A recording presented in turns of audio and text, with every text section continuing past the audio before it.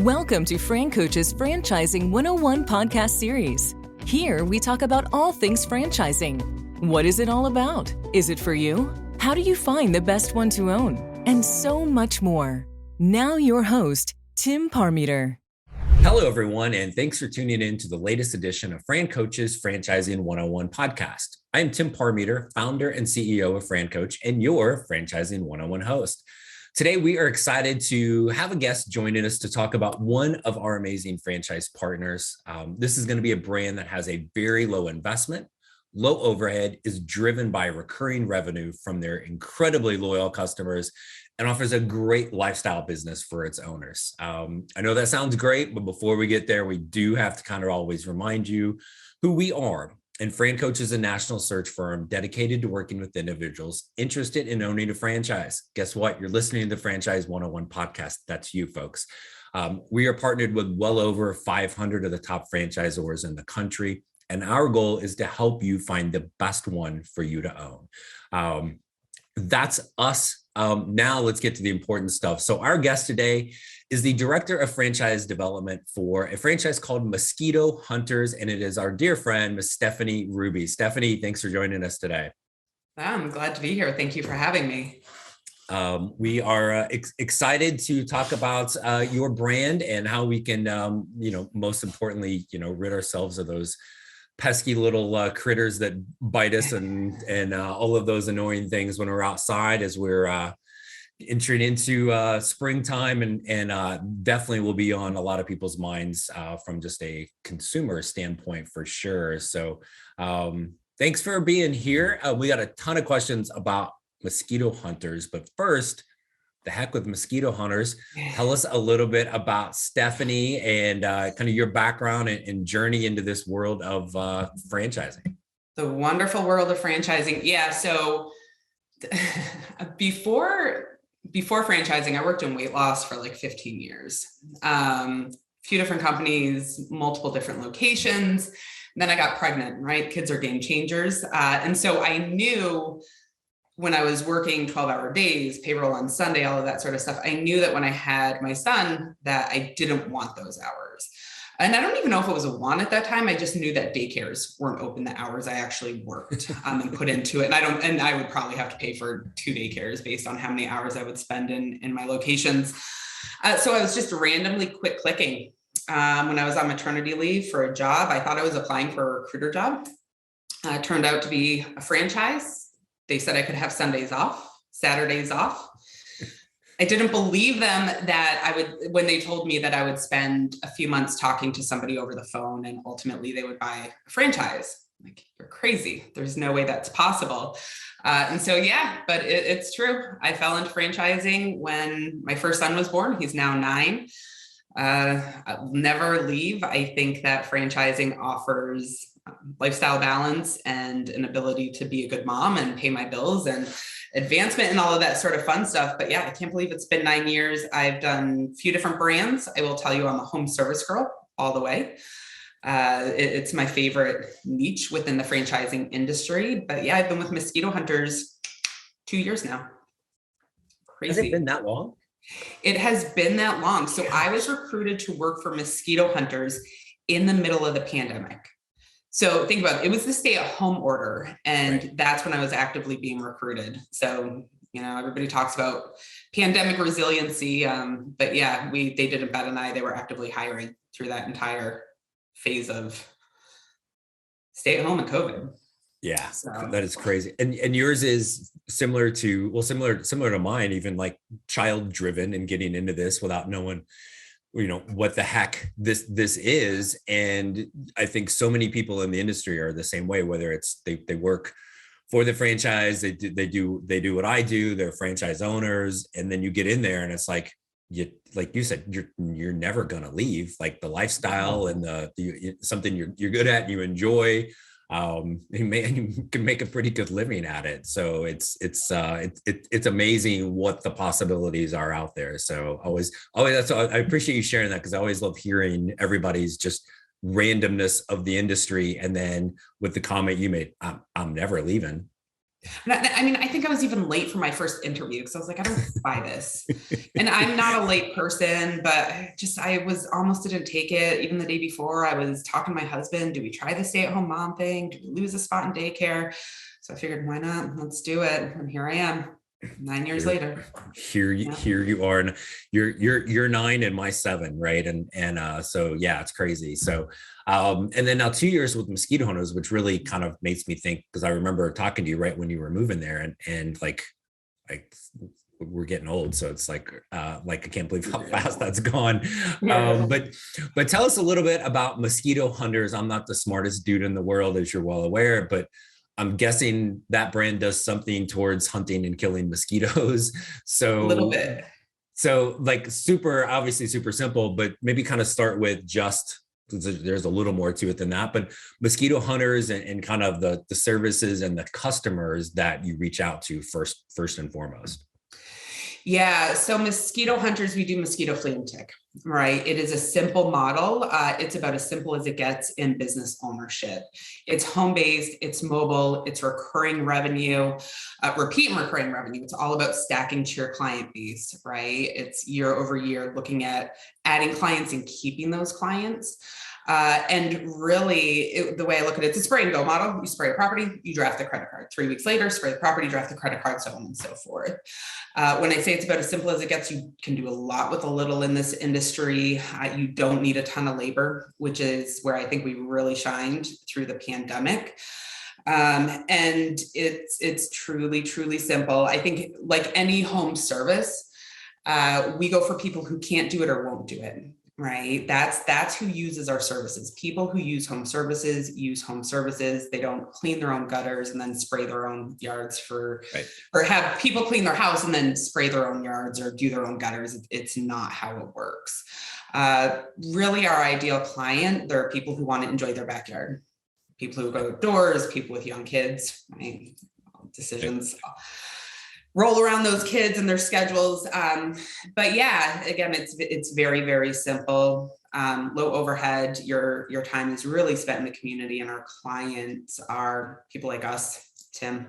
Yeah. Although I hear you guys don't have mosquitoes in Arizona too much.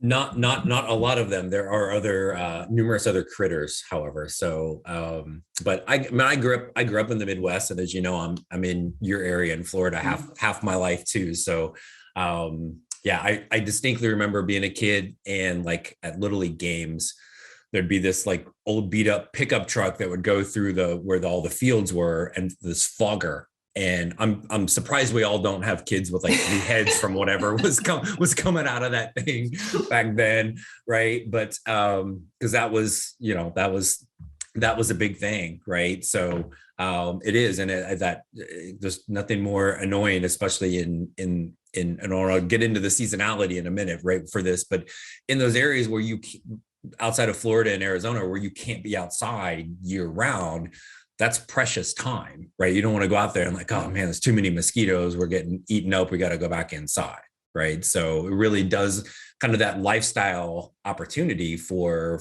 all of your customers, right? So, and then is this all residential? Do you guys do anything from a commercial standpoint? So we do, right? And so and this is a conversation I just had this conversation with a candidate right before this call. I have it all the time, so I want to backtrack a little bit and talk about our happiness umbrella company, because it'll lead to the marketing, and that'll kind of lead into where we go. Sorry, I have to dismiss an alert. Into the commercial versus the residential. So we're actually owned by a larger umbrella company called Happy Nest. So think Happy Home, Happy Nest. The legacy brand, the brand that started it all, is Lawn Doctor, right? 54-year-old franchise organization, 650 franchisees throughout the United States, very well known in this world of franchising for their infrastructure and their support, and really at the end of the day, the success of the franchisees. Well, in May of 2018, Lawn Doctor and Mosquito Hunters came together, right? And a partnership was formed. And you have to look, Mosquito Hunters and Lawn Doctor, same exact model, just different widget, right? And so since then, we've gone from 5 franchise units in the United States to 137. I believe as of this morning. Yeah, so very rapid growth, and it comes down to the infrastructure and tools from Lawn Doctor. Well, last year they acquired EcoMaids, which is an eco-friendly cleaning franchise. I promise you I'm getting to the whole question about commercial versus residential, I swear. Well, EcoMaids, it's an eco-friendly cleaning franchise, right? Still home services, still underneath the Happy Nest umbrella, just different widget. And so our ultimate goal is to get to a point where we have 10 to 15 in-home service brands all underneath one umbrella. And so we're going to be able to cross-market, cross-refer. Of course, franchise owners who start with one widget can grow into another brand as we do. But going back to your original question, as far as the marketing and how we get our clients for our franchise owners, it's actually the lead gen is done from the corporate standpoint. So we have centralized marketing. Because of the relationship with Lawn Doctor, we do the SEO, the pay-per-click, the social media. We're listing on lead aggregators. We're doing direct mail. We're doing over the top. We're doing the banner ads. Anything that we can do from our end, we're just going to drive for our franchise owners.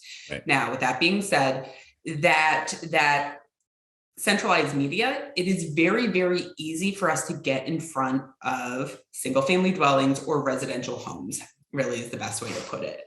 Right. So think the moms, the dads, the people who have kids, they want to go play sports, enjoy their backyard, but can't.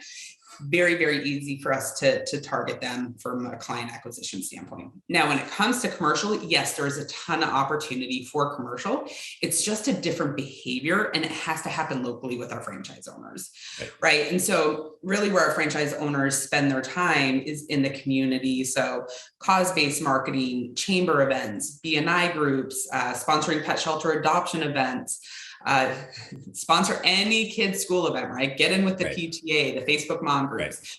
So the more of a presence they create locally, the higher likelihood people are going to click on our paid ads. But at the same time, the more they integrate themselves locally, the higher the chance they have of obtaining commercial accounts. So I know that was a really long-winded way to get to your question, but yes, residential. The answer is yes. Kind of, there was a whole circle there. I swear there was a method to my madness. I hope it made sense, but it's very, very easy for us to get clients through the centralized. That's going to be residential. Yeah. The commercial, that's going to be activity ground level from the franchise owner. Yeah. Well, and I love that because I think with a lot of home services, based on the name, we're thinking it's home, but there's so much potential. There's still outside in commercial areas or cities, municipalities, HOAs, whatever, where you can really tap into it. But the biggest difference between a B2B customer and a B2C isn't really the conversation. It's how you get in front of them. Exactly. Right? Yeah. So, and that's the key. And I want to talk about owner role here probably next. We'll just roll into that, right? But you mentioned all of the things, and we've actually done a handful of podcasts over the time on just the marketing aspect. All of the things a franchise does, it's overwhelming how much they're doing to make the phone ring, so to speak, right? From a consumer perspective. But there is that other component of the owner, like you can't sit there and wait on the phone to ring all day, get off your butt, go build those relationships, and especially in home service. So you talked a little bit about that connectivity in the community. Do you want your owners with the little pack on going to spray? Is that their job all day, every day? What do you? No, we say you need to be willing to get on the truck, but if you are always on the truck, you get stuck on the truck and you can't grow your business. Right. So again, you have to be willing, but that will not be your high payoff activity, because if you're always on the truck 2, 3, 4 years down the road, you'll still be on the truck. Right. So the high payoff activity for our franchise owners is really, I refer to it as relationship building, right? So customer service, calling new clients, following up with them, making sure they're happy with the service, sending like token cards at the end of season, little holiday trinkets to stay top of mind, right? Like really coddling the relationship from a customer service standpoint, because this is a retention business, right? This is all about getting that client and keeping the client. And so we want them coddling those relationships with the clients. From a technician standpoint, building relationships with your technicians. You don't need a ton of labor. You're probably going to have 2 to 3 your first season. Just, staying in close contact with them. 2 to 3 part-timers, I should say.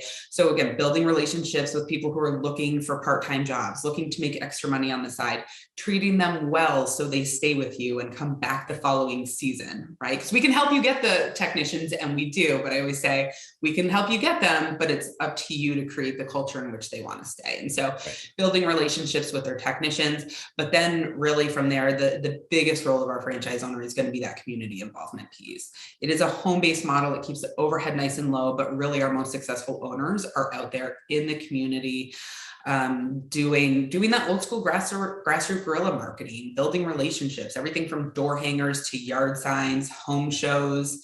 I could keep going on and on about the different things, but yeah. And I think that to me, one of the biggest things for somebody in home service is you have to kind of get out of your mind of what like you said, what the widget is, right? I mean, understand and appreciate the need, but you don't need to be the expert in, the how you do the spray or what goes into that. You guys have that figured out. You got to be willing to go talk to people. And again, like all the things you talked about, or if it's a chamber or a BNI, or I think anything in home service, make friends with realtors, right? Realtors have, right? They got a guy or a gal for everything, right? So again, being able to kind of talk to people, right, about that. So cool. One of the big things I know, I'm sure you hear all the time is, okay, Stephanie, this all sounds great, but isn't this a little seasonal from a business standpoint? And I'm guessing that typically gets posed to you from a negative, without them kind of recognizing the potential positives of that. So fire away. Stephanie, this is seasonal. Come on. Explain us a little bit about that. For sure. And so this is what I tell people. I've got good news and I have bad news. The good news is it's less seasonal than you think. The bad news is it's less seasonal than you think, right? And so we have a lot of people who come in because they just want 6 months off, whatever. Obviously, how often or how long we're spraying is going to depend from market to market. But again, we have that niche of franchise owner who want to do nothing but go to the Keys in the winter, or maybe spend the entire Christmas month with their family.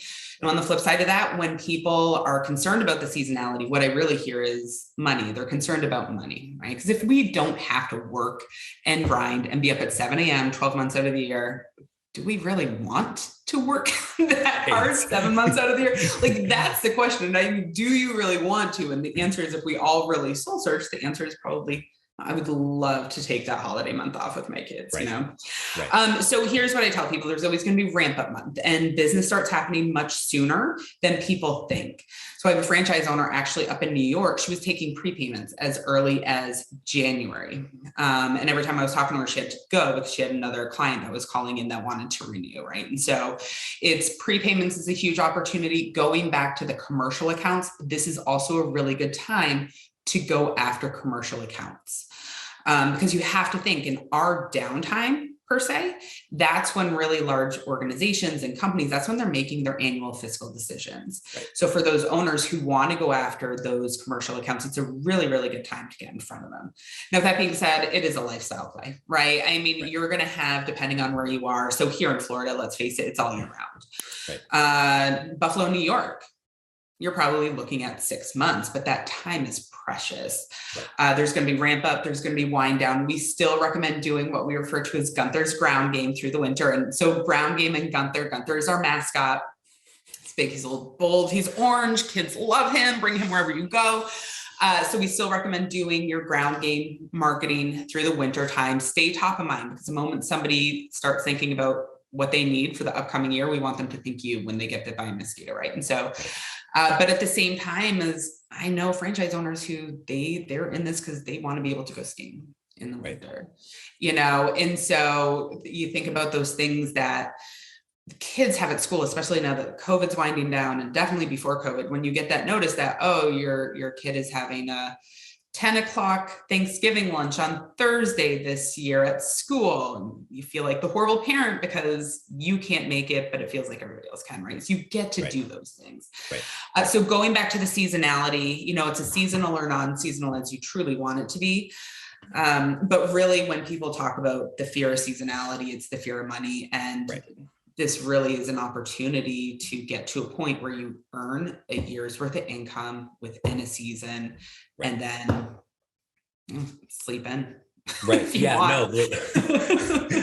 And I know you and I were talking about this kind of before we came on, just with our business and the ebb and flow. And it's the, like, if somebody says to you, okay, you can make, whatever the amount of money is, right? $500,000, $1 million, whatever.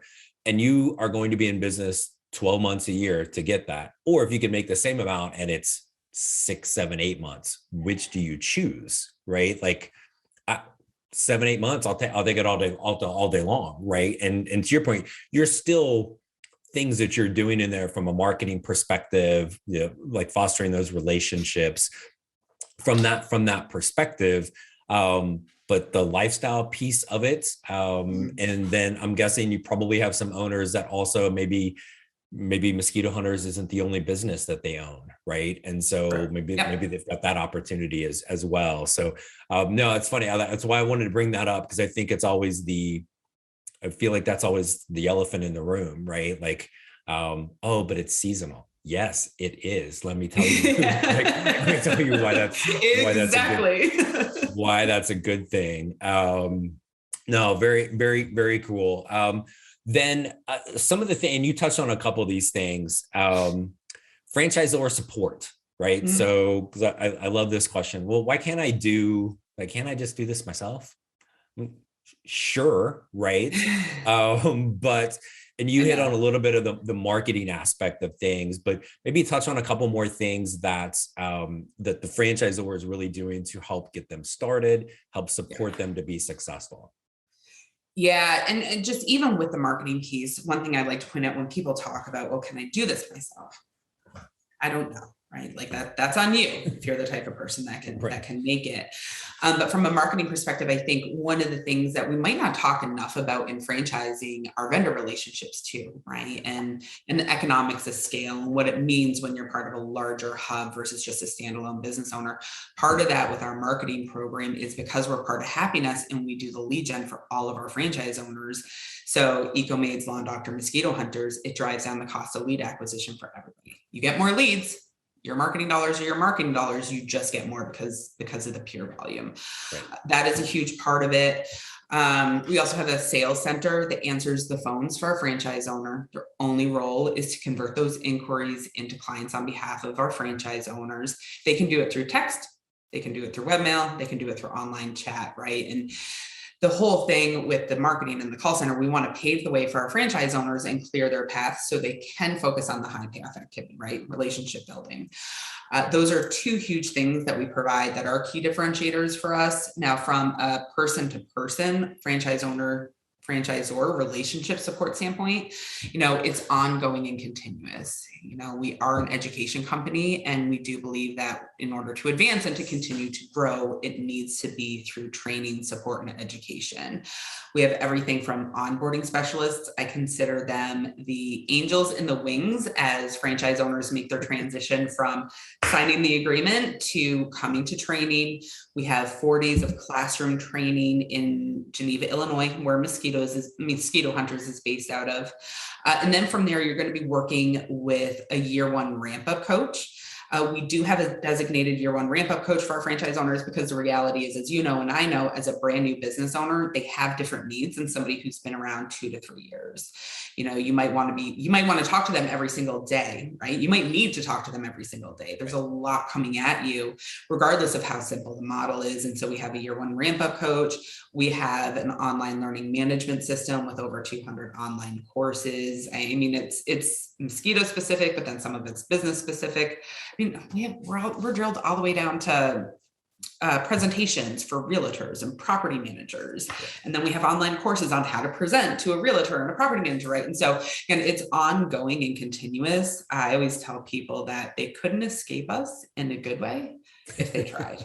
So yeah. It's funny. It's always, as long as I've done this, and there's always something different when I ask this question or any conversations. And a franchise owner myself, and I've gone through these things, and you're like, oh wow, like how much it's borderline overwhelming, and in a good way, how many things, like stuff you could not ever think of in a million years, that the franchise has tried, true, proven, right? Yeah. Even if it's things like buying power or whatever that might be for equipment, vehicles, the stuff, the shirts we're wearing, right? Whatever that might be, everything. Getting at a significantly less cost because of, and for Mosquito Hunters, it's not just you're over 100 units, which is like that's the marker, right? For franchising, right? You're like a grown up now, right? So, but part of a bigger brand with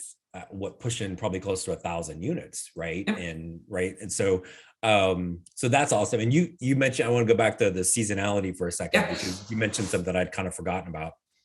Mosquito Hunter, like people, again, the seasonality piece, it was founded in like the Chicago area, right? So, which is very, very seasonal for this. And so it's always kind of, I'd kind of forgotten about that. So it's always like the little mic drop if somebody's worried about like, oh, I'm going to be in Ohio and I'm going to have mosquito. It's seasonal. Yeah. We were founded in Chicago, right? So Chicago, Illinois.